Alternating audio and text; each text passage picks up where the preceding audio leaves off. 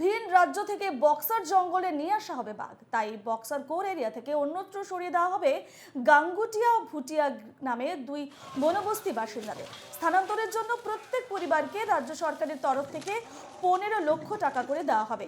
প্রথম ধাপে দেওয়া হবে 7,50,000 টাকা করে, দ্বিতীয় ধাপে বাকি 7,50,000 টাকা দেওয়া হবে।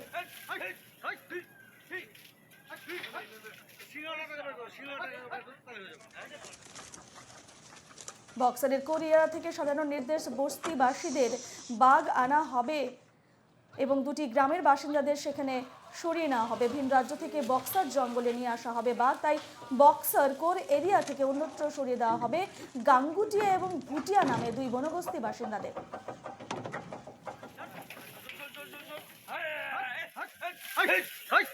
এটা ফরেস্ট ডিপার্টমেন্ট বলেছে 15 লক্ষ টাকা দেবে আর 5 একর জমিন দেবে। আচ্ছা, এটা হচ্ছে ঘোষণা, এটা হচ্ছে ডিএফবির এটা ঘোষণা ছিল 5 একর জমিন আর 15 লক্ষ করে টাকা দেবে। আর তারপরে ওটা হচ্ছে এটা ব্যাপার sir. In the public distribution program of Honorable CM, it has been announced that Gangutia Basti and Bhutia Basti, ये दोनों villages का relocation होगा because of natural hazards. ये proposal already consideration में था.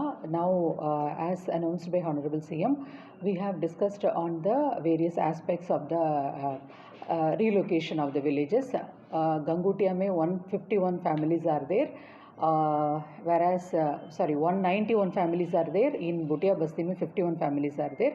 इन लोगों का नेशनल टाइगर कंजर्वेशन अथॉरिटी का जो ऑप्शंस है, एज पर दैट ऑप्शन उन लोगों का कॉम्पनसेशन देने का बात है. उन लोगों का बैंक अकाउंट डिटेल्स ये सभी हम लोग कलेक्ट किया है. As per their option, as per the option exercised by the villages, उन लोगों का कॉम्पनसेशन का 50% अमाउंट विल बी गिवन.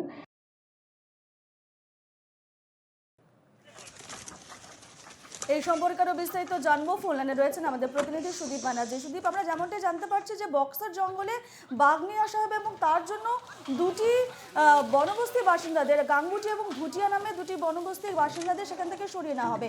রাজ্য সরকারের তরফ থেকে বিভিন্ন সাহায্য ঘোষণা করেছে এবং অন্যত্র সরিয়ে নেওয়ার ব্যবস্থা করা হচ্ছে। কি তথ্য রয়েছে, কি আপডেট রয়েছে এবং সেখানকার বাসিন্দারা কি বলছে এই ধরনের সিদ্ধান্তে?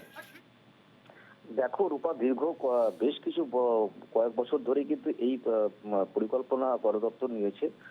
তোমাকে আরেকটা বিষয় জানিয়ে রাখতে চাই, 2021 সালের 12ই ডিসেম্বর বক্সার জঙ্গলে ঠিক 23 বছর বাদে কিন্তু ওই রয়্যাল বেঙ্গল টাইগারের অস্তিত্ব দেখা মিলে এবং বন দপ্তরের পাতা ট্র্যাক ক্যামেরায় কিন্তু সেই বাঘের ছবি কিন্তু বন দপ্তর পায় এবং এরপর কিন্তু সংবাদ মাধ্যমকে জানায় যে বাঘের অস্তিত্ব বক্সার জঙ্গলে রয়েছে।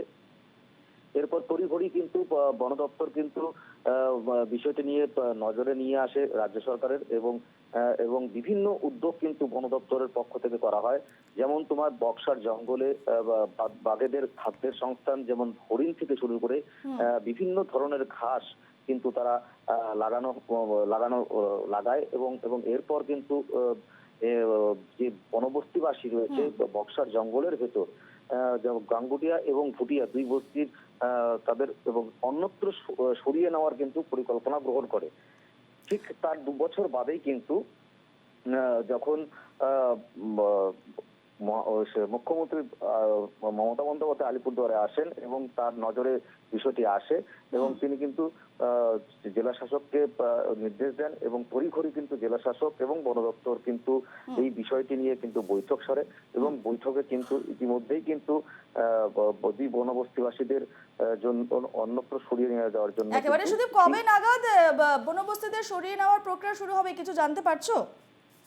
দেখো এখনো বিষয়টি কিন্তু সম্পূর্ণভাবে হয়নি এখনো।